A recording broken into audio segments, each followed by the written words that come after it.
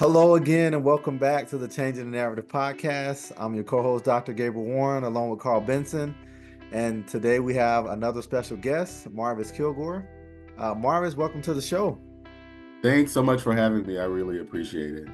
Absolutely. Well, we always like to start our podcast by, letting the guests share a little bit about yourself, kind of the things you do personally and professionally, and just let them get to know who you are. All right, thank you so much for that question. I like to call myself a global citizen, if you will. Although my roots are small town Mississippi, rural Mississippi, Holly Springs, Mississippi, the booming metropolis with 8,000 people. My niece just had a baby, so I guess it will be 8,001.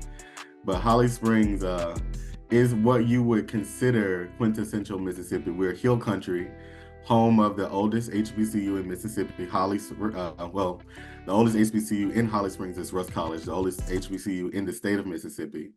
We are also the home of civil rights leader and activist Ida B. Wells.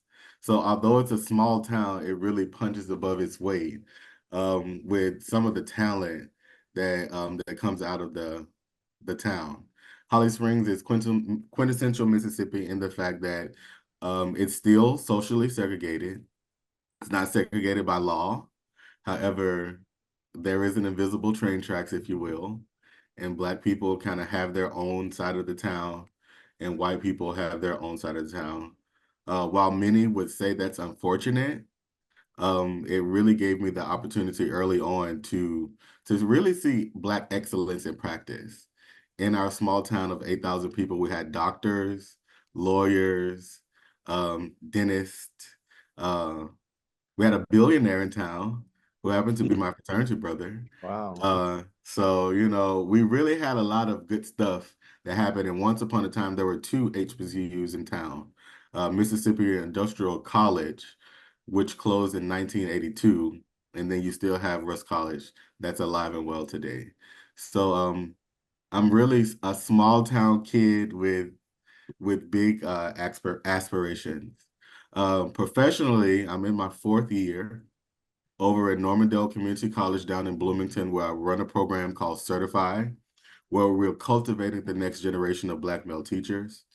This program started 4 school years ago with just 3 students, and now we have quadrupled, doubled, in size, if you will, to 22 students, all who are studying to become educators in the state of Minnesota.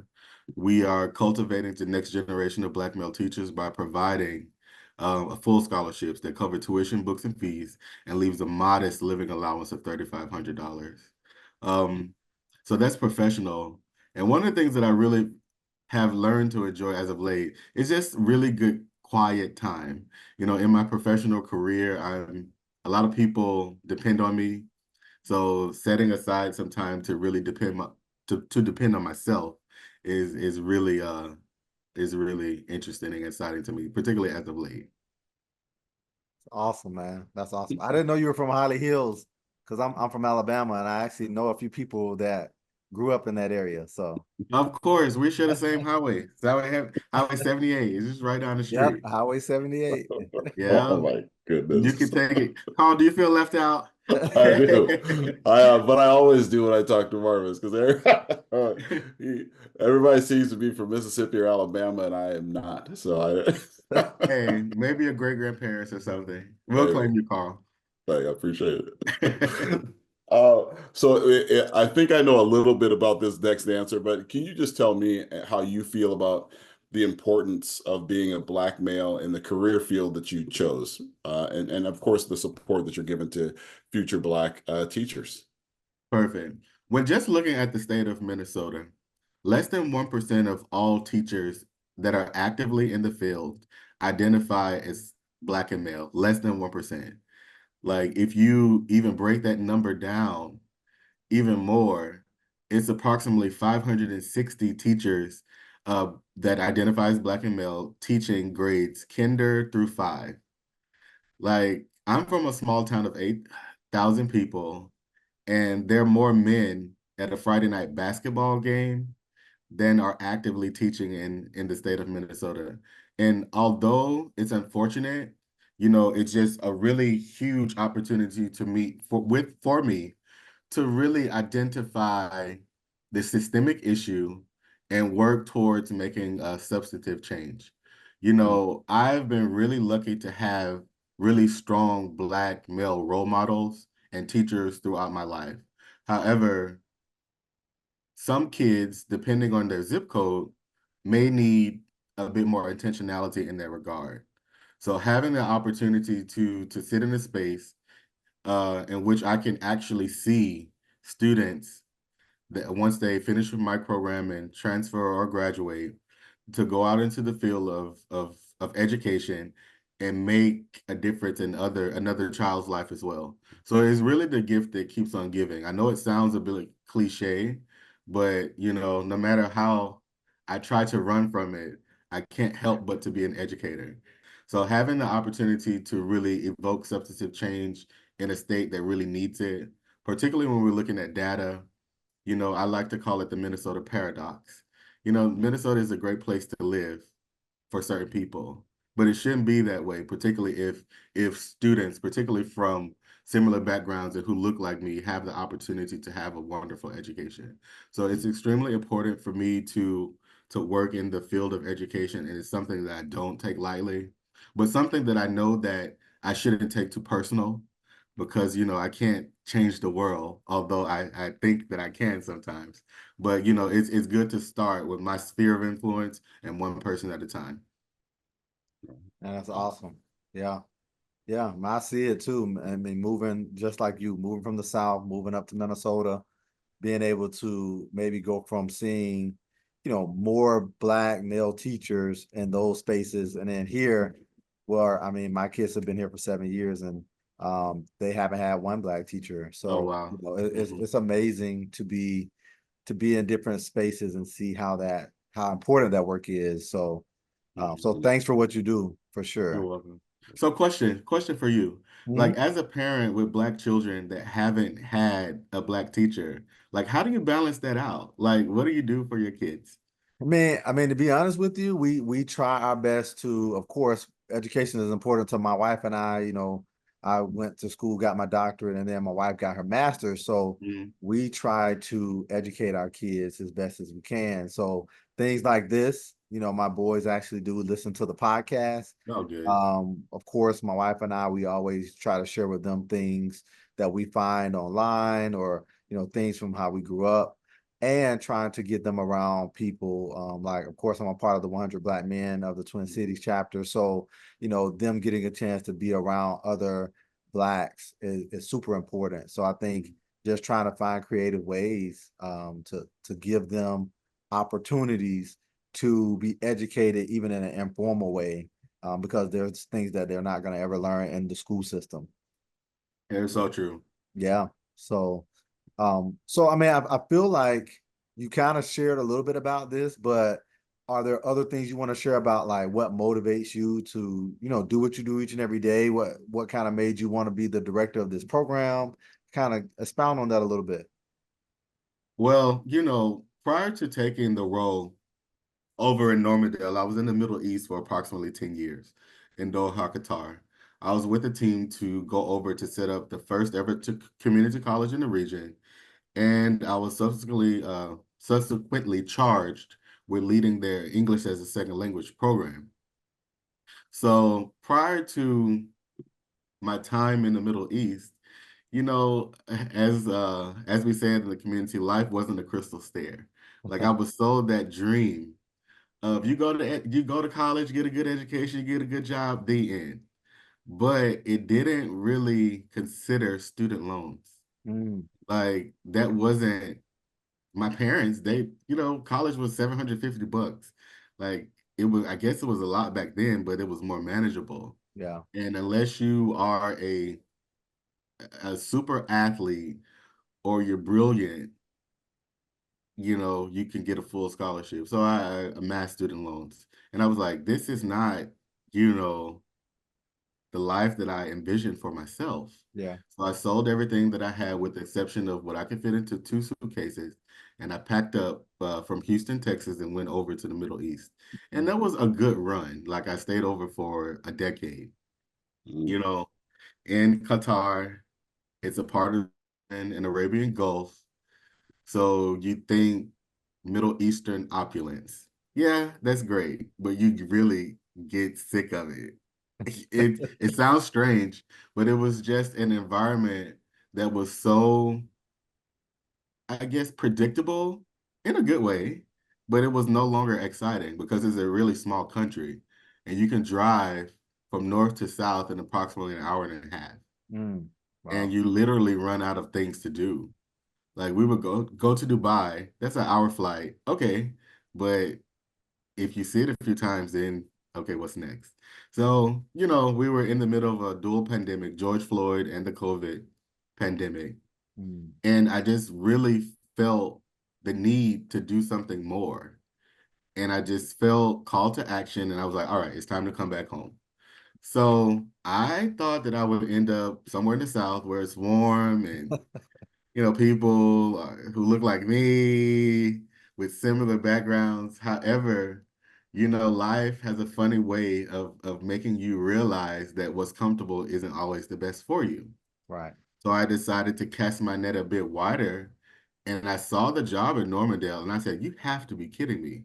Somebody really has been reading my thoughts, and they stole my ideas and put it on paper." I was like, cool. So this must mean this is my job and they just want me to come and get it. So I applied for the job and the rest is history. Mm. As I said, we're entering our fourth school year. We started with 3 students and now we're up to 22. Yeah. One of our big claims to fame, in addition to graduating 2 students, one who's actively teaching now in a charter school on an emergency certificate as a math teacher, and another student on the full academic scholarship at Concordia. I led a group of 9 students in partnership with the University of Minnesota Morris, in which we went to Senegal, Mm. West Africa.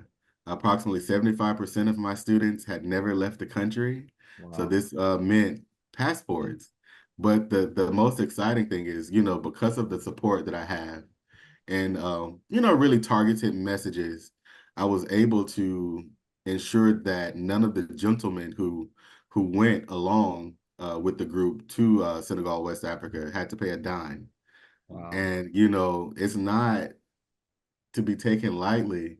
Guys from around the way going to Africa and learning Wolof languages and having African drum classes and things of that nature, visiting a slave castle and being able to make some very personal connections, walking to that door of no return.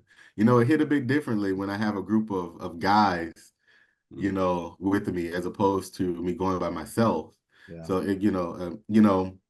it's just all about being obedient to your time, being obedient with your talents, and ultimately staying in your lane. And when you find your lane, be the best at it. Because if you're good at what you do, with humility and respect for others, of course, then you can't help but to be successful. Mm. Mm. Awesome. Absolutely. Now, switching gears a little bit and sort of thinking about the young men you work with and obviously your travels, and Black masculinity as a whole, right? How do you see both the media and society, how they portray Black men Mm. contributing to the misconception that Black men are to be feared? Yeah. How do you see that, or how do you look into that? It's a double-edged sword. Because when I travel abroad, because of the many misconceptions that people have towards particularly African American men, Mm, people think that either you're a sports icon, a music artist, or something to be feared.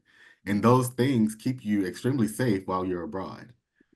However, coming back, and using those same misconceptions and applying those to American society and its standards, it's quite, concerning. And that was one of the things that I was very intentional upon with the mission and vision of Sirtify, was to use education as that medium to rewrite those negative stereotypes that are often associated with us. This was one of the reasons why I pressed so hard and was very strategic in fundraising and communication efforts to ensure that I can take a group of men who identify as Black and male to West Africa so they can see that alternative narrative. Um, I myself have had a very uncommon journey. I'm from rural North Mississippi. Um, and most people don't have good stereotypes about Black Mississippians. But, counter culturally, I've taken upon myself to be a different narrative. I studied foreign language education. I have a master's degree in Spanish.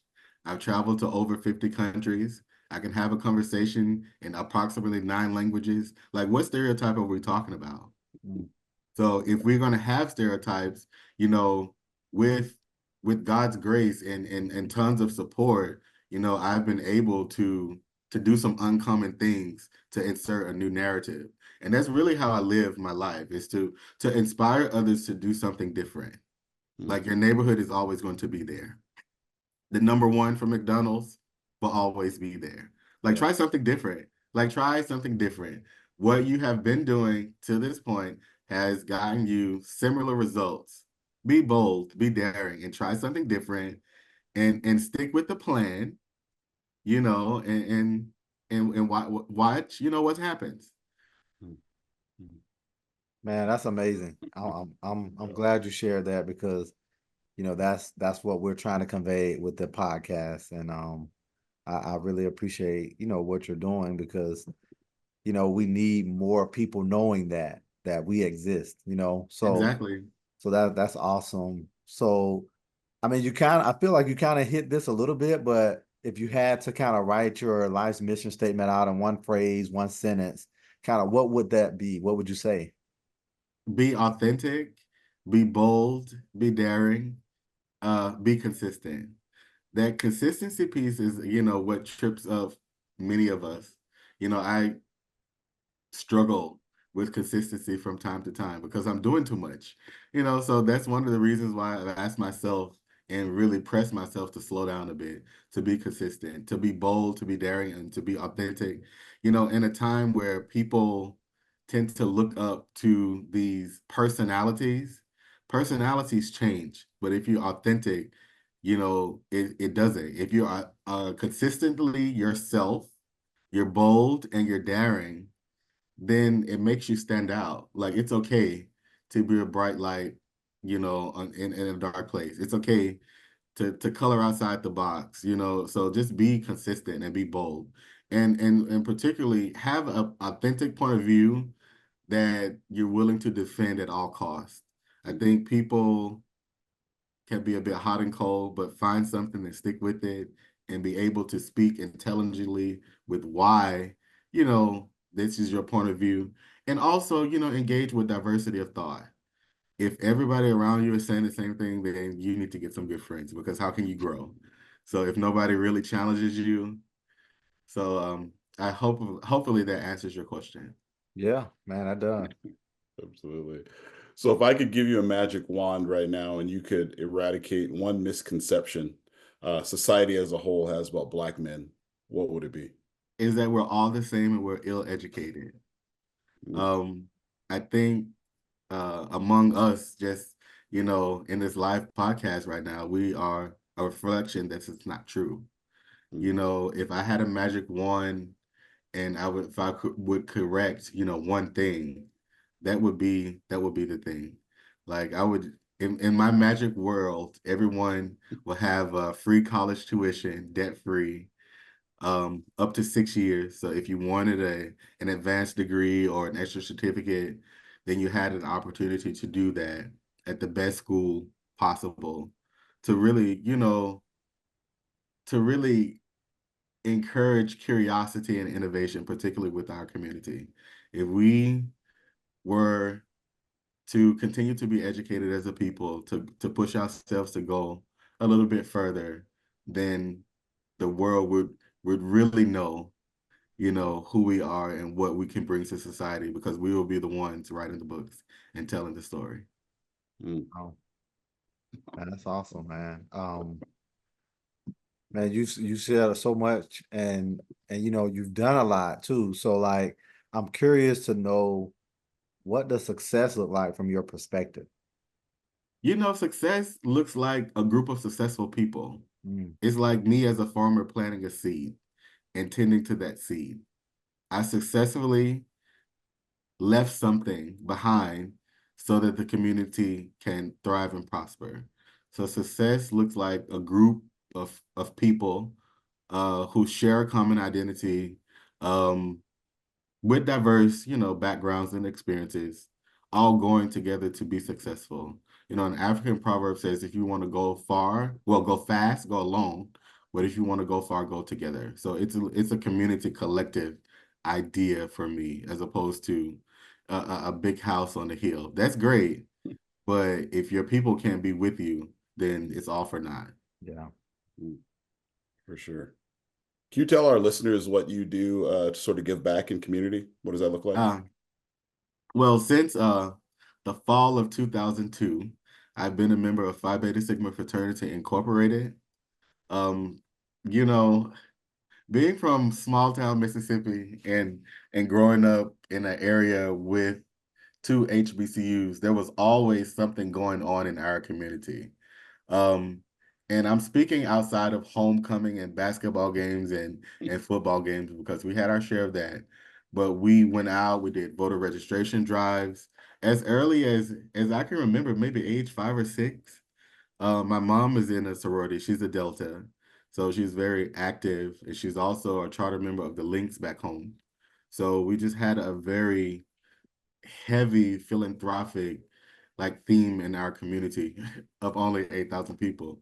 That's one of the things that many people don't consider about Mississippi when they think of these negative stereotypes. We do good stuff. It's just on a smaller level because we don't have a lot of people. But it offers options for kids as young as 4 or 5, to participate in sickle cell awareness walks, cancer awareness walks, Susan G. Komen breast cancer awareness walks. Even when I was in high school, I became a member of the Sigma Beta Club. We traveled around and we did college visits. We attended state conferences in which we learned Robert Rules of Order. We participated in highway cleanups, and even that carried on to my adult life, where I'm a member of Phi Beta Sigma in town, the Twin Cities graduate chapter. I'm part of 100 Black Men, and also even with Sirtify, um, we would have retreats twice a year in which I bring experts with shared identities to come in and speak with my guys. We'll have monthly social cultural events in which we would really press into ethnic minority communities in the Twin Cities, because many of my guys, particularly if they're from here, they just know their neighborhoods. But when they enter the classroom, you're going to have people from all over the world. So why not get them some real life experience now? So I see that as a huge give back and investment in the community, not only in the lives of my students, but in the lives of the greater Twin Cities ethnic minorities communities. Because like I said, if we're going to be successful, we have to do it together. These are a few things that I do and I have done in the most recent years. Wow, man.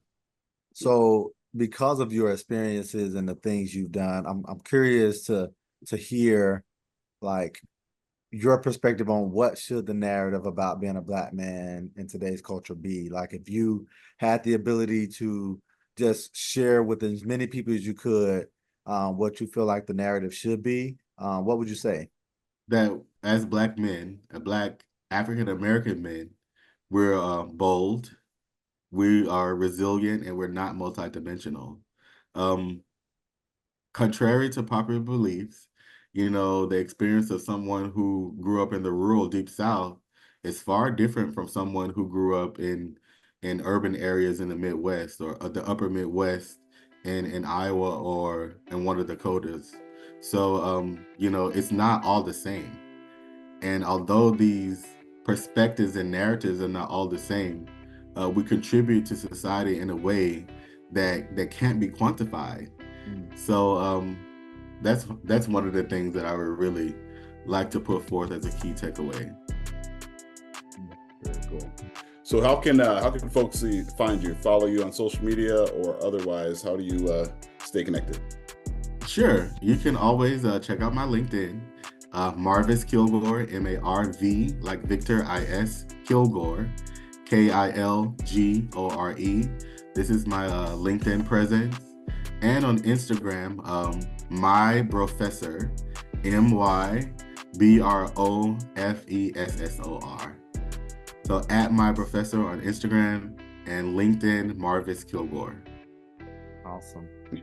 Well, Marvis, man, I feel like this has been a wonderful conversation, man, because I learned a lot about you that I didn't know. And, even the things that you share from speaking multiple languages, living overseas for 10 years, all that stuff, I truly believe is an example of what we're trying to share with the world, that, we are changing the narrative one individual at a time. And I really appreciate you giving us some time today to kind of share a little bit about your perspective. So thanks for being a part of the show. Thank you so much for having me. I really appreciate it. All right, awesome.